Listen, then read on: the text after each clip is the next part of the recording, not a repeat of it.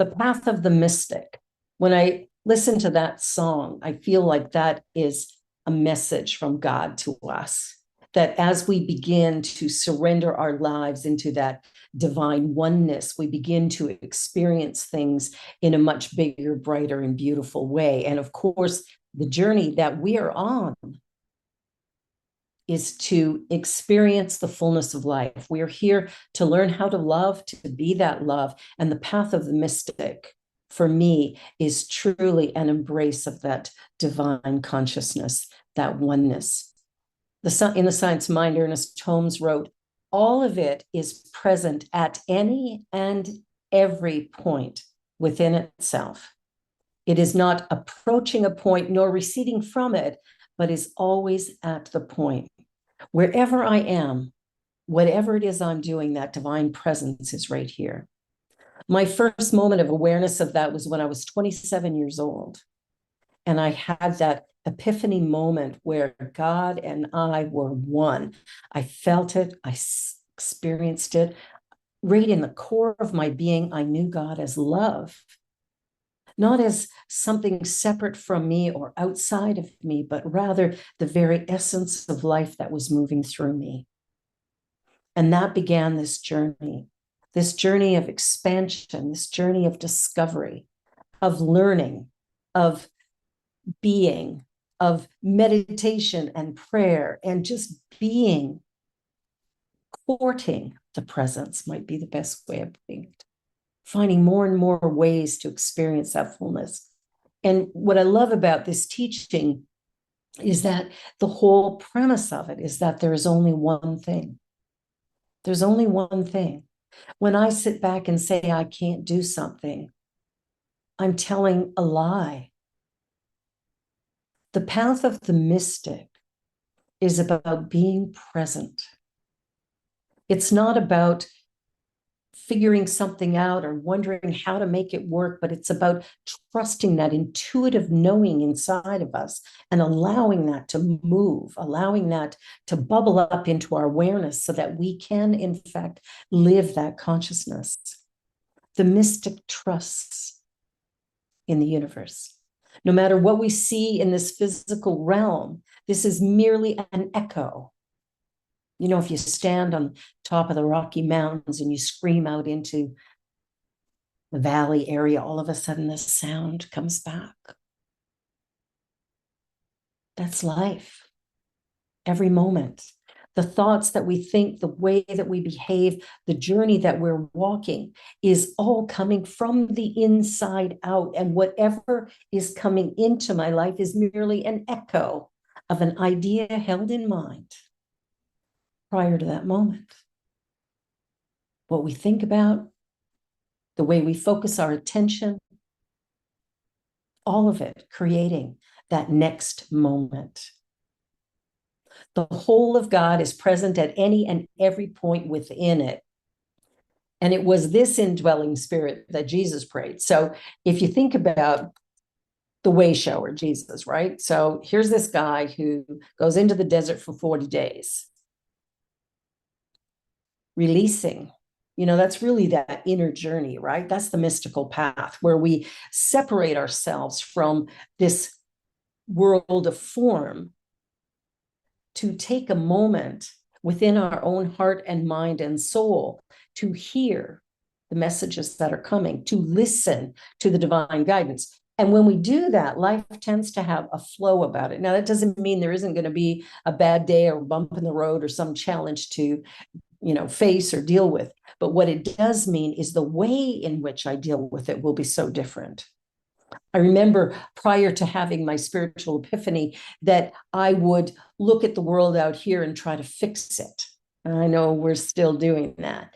However, I'm here to suggest we stop doing that and instead go within ourselves to begin to see the wholeness that we are and then live in the wholeness of this universal one. So the journey, when I was trying to fix everything, life was hard, really, really, really hard. And so everything I was trying to do outside of this oneness. I was trying to fix what was already created. It's a little bit like building a desk for your office and then going, oh, I don't like that wood, so I want it to be different. You snap your fingers. Well, it's not going to change unless you take it apart and put something new in its place.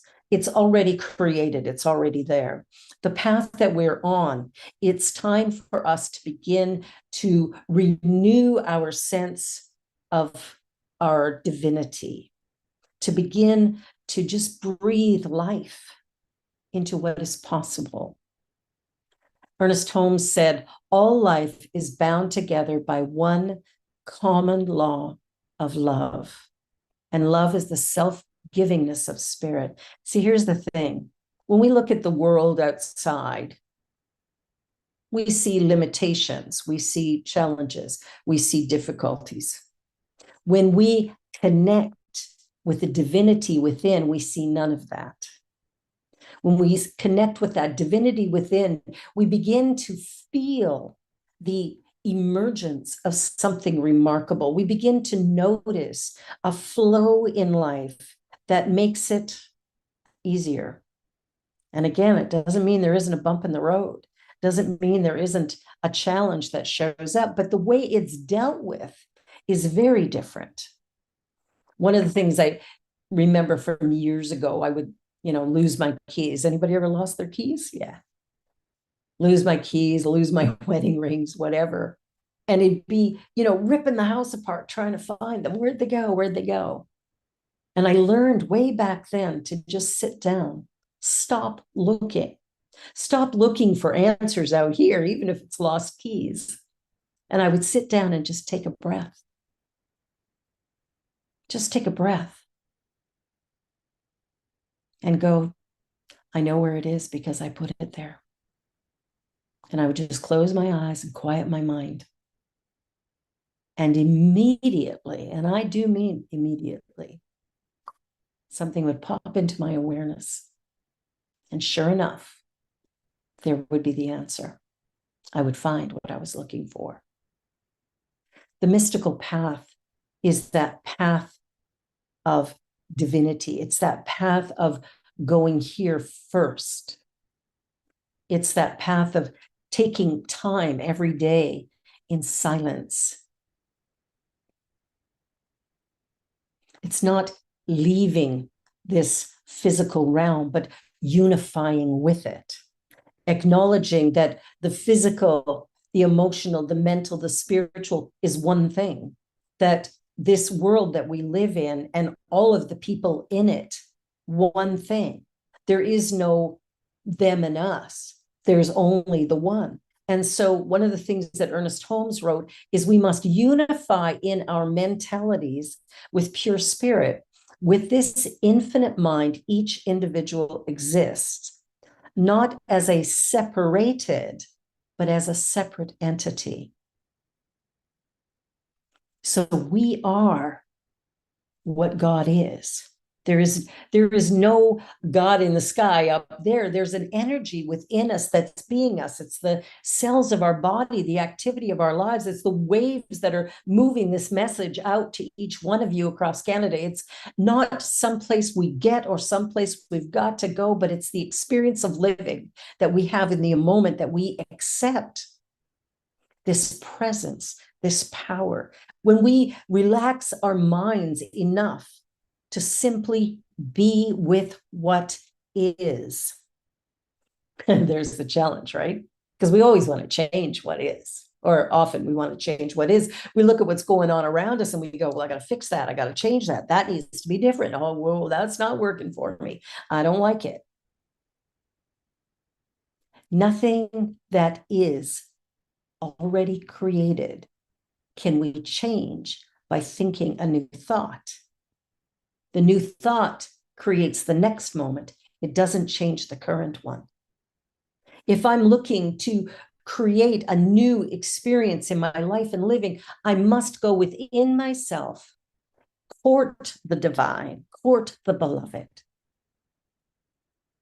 And in that courtship, trust trust in the intuitive guidance that comes, trust in the infinite power and potential that is there, and look to the language that I'm using as I'm moving forward in my day-to-day experience. How many times have you said, well, I can't do that?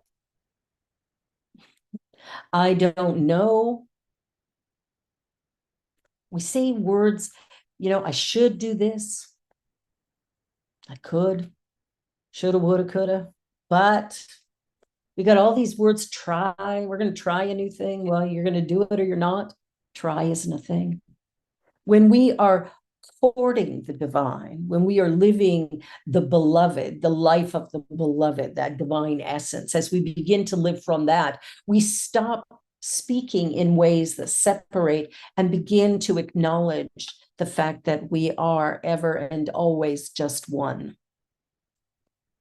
I look at you and, maybe you're taller than me or shorter than me or male or female or who knows, whatever it is. But what I'm seeing is an aspect of this divine one. Every person I look at, whether I like them or don't like them, they are part of the one thing. And our journey, the path of the mystic in my mind, is to acknowledge the oneness, to live in the oneness, to breathe life into each and every moment, to show up as love. And I'm not talking about the emotional, romantic connection. I'm talking about unity, oneness. Love means oneness. So love is, I see you. I accept you. Doesn't matter what you think, say, or do. I see within you the divine. And because I see that within you, I'm going to treat you in a way that matches that energy. I'm going to see you as one with me, an aspect of my own self, because that is what you are. I'm going to see you as all powerful, not broken and flawed, but rather this powerful, beautiful, glorious being. And if you can see it too, then life begins to morph into something different, something bright and beautiful. So we must unify in our own mentalities with divine spirit. We are a point in universal consciousness. We're a point in universal consciousness. And that point is life. And we're not separated from life, and it's not separated from us. There's this oneness. And I think learning about or discovering or experiencing oneness can be a bit of a challenge sometimes. It's like, how do I see it? How do I experience it? And the reason we have difficulty with that is we're forever looking out here for our answers, for the way forward. I remember hearing a story that Greg Braden wrote about of, going on a hike with a friend because there'd been no rain for a long time and they were going to pray for rain. And it was the idea when his friend, he went up and he's in the circle of stones and he stands in the middle of the stones and he's there for a few minutes. And then he comes out and he says, okay, let's go get breakfast. And Greg is like, well, wait a minute. Aren't we going to pray for rain? He goes, if we pray for rain, it means we don't have it. He says, I prayed rain. I felt the mud between my toes. I experienced the water pouring over my body. I prayed rain.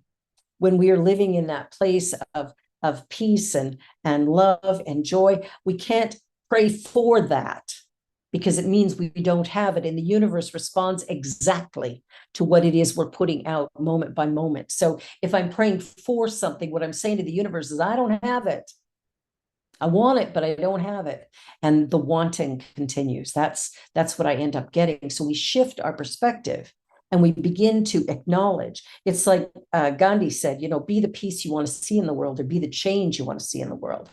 And so if we want a peaceful world, we're not going to get it by looking at what's broken and blaming the person who did whatever. We're going to see peace in our world when we choose it for ourselves individually. When we wake up in the morning and go, it's a new day.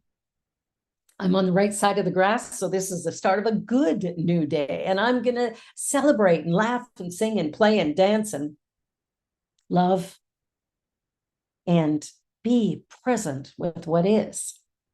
There's a journey that we're walking that sometimes feels hard and challenged, but it's only our thinking that makes it so. Like when we really get it, that our thoughts are moving the energy into form. What are we thinking about? Are we thinking about somebody we don't like? Are we thinking about somebody who we think should get theirs?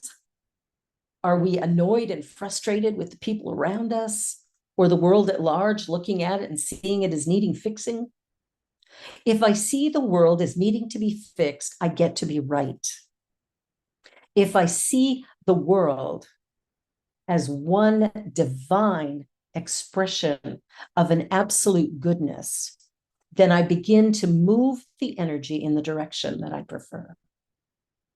All of a sudden, things begin to move. Now, it might only be in my little circle, but that circle grows and expands and continues. We are guided daily by divine intelligence. In fact, we are guided moment by moment with divine intelligence. And what are we doing with that? I think sometimes we're just ignoring it. You ever done that? Get a message from the universe and go, later, not today, maybe tomorrow. Ooh, I don't like that idea. Let's come up with a new one. Or maybe you have this great passion for life, something that you are so excited about and you really want it to manifest. And a week passes and nothing happens. And a month passes and nothing happens. And maybe a year passes and nothing happens. And then you go, oh, well, throw up your hands. Must not be God's will. I'm going to find a new path. I'm going to come up with something different.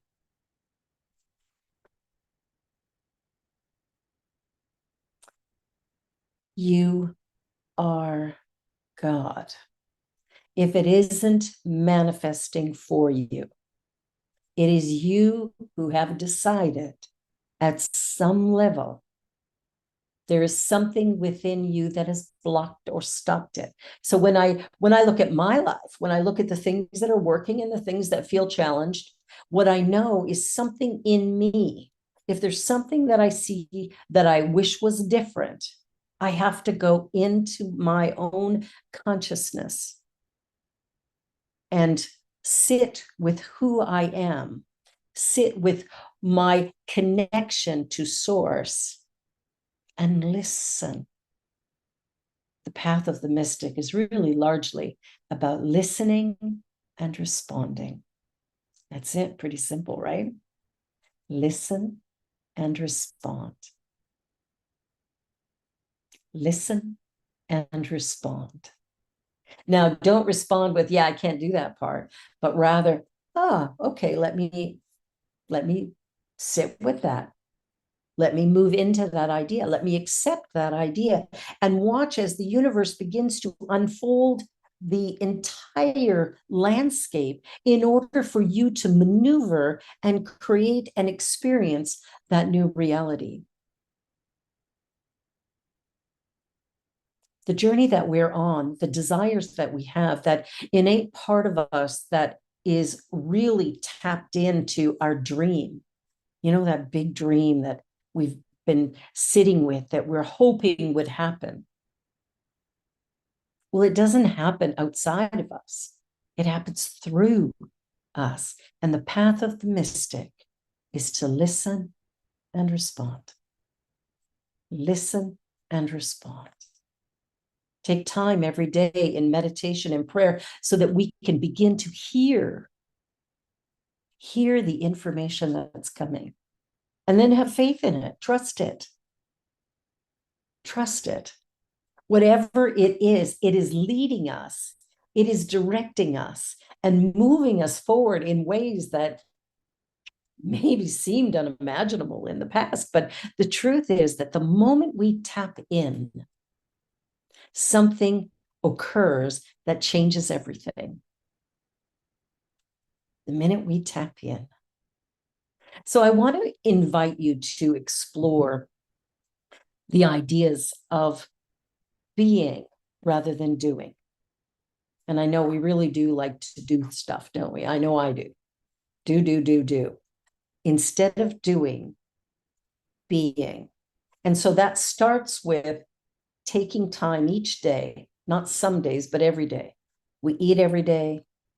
We need to commune with the divine daily.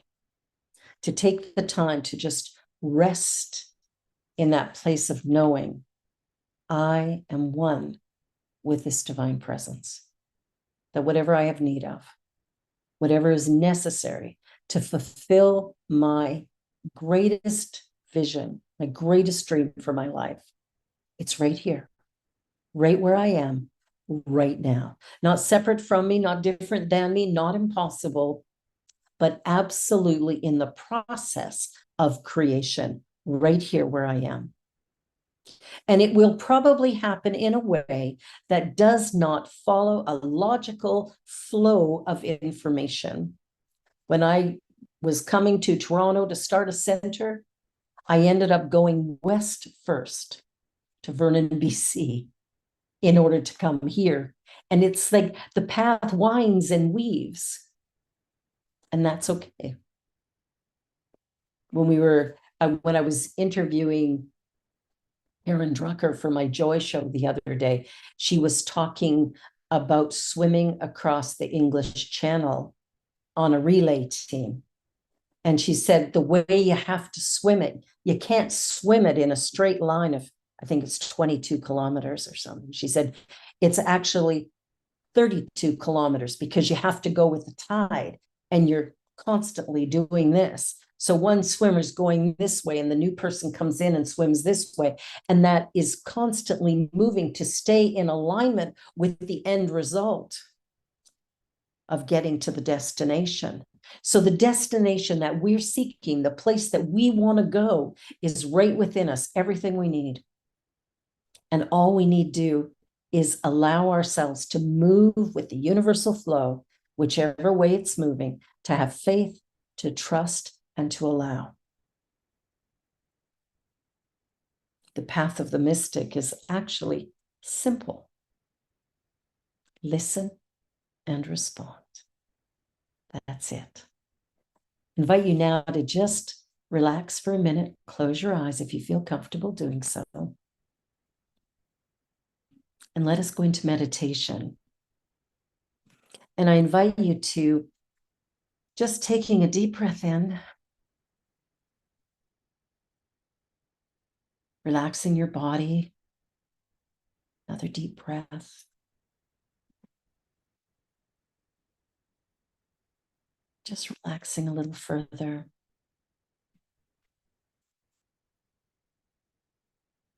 One more deep breath.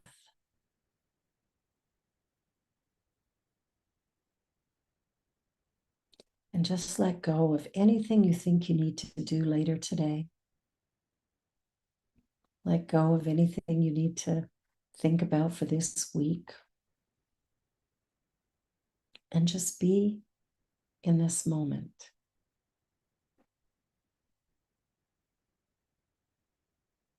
And as you allow your breath to find its natural rhythm,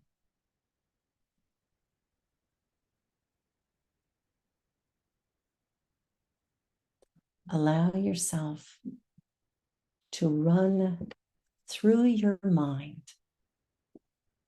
I am one with God.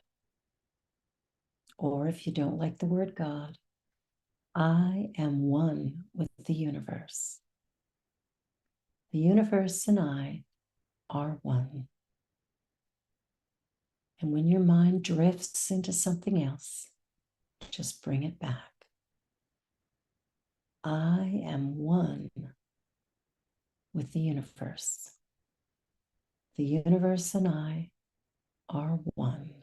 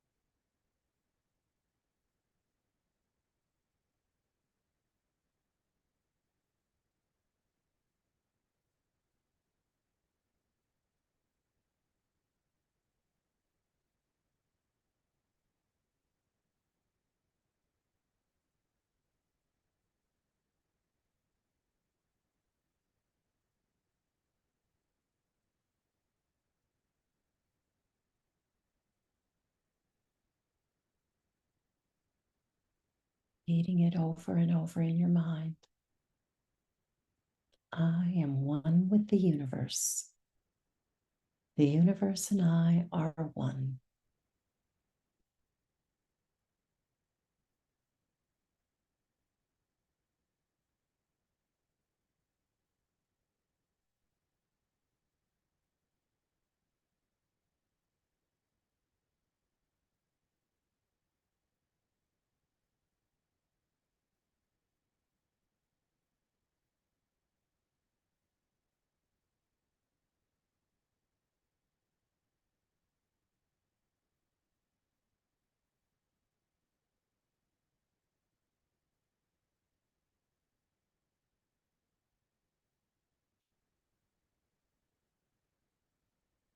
I am one with the universe.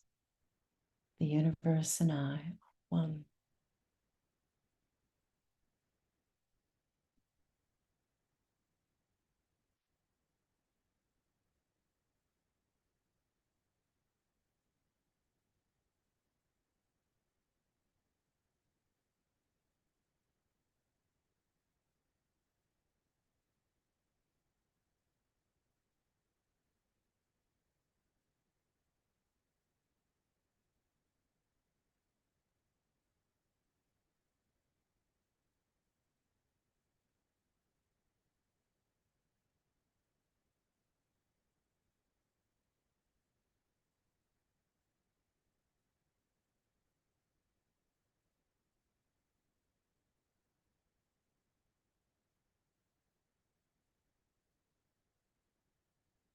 It is in this oneness that all possibility exists. It is in this oneness